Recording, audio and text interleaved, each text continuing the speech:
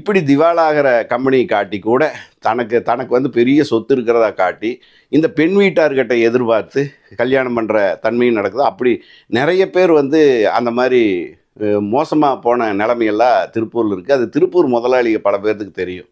ரொம்ப டாப்பில் இருந்தவங்களும் கீழே போனதுண்டு, கீழே இருந்தவங்களும் டாப்பில் போனதுண்டு. இந்த மாதிரியான சூழல் இதுக்கு வந்து ஒரு பெரிய ஒரு கருவியாக தான் இந்த மணமக்கள் தேர்வு, அதாவது பெண் வீட்டில் கல்யாணம் பண்ணுறது, அங்கிருந்து முறை வாங்கிறது அப்படிங்கிறதெல்லாம் இருந்துக்கிட்டு இருக்கு.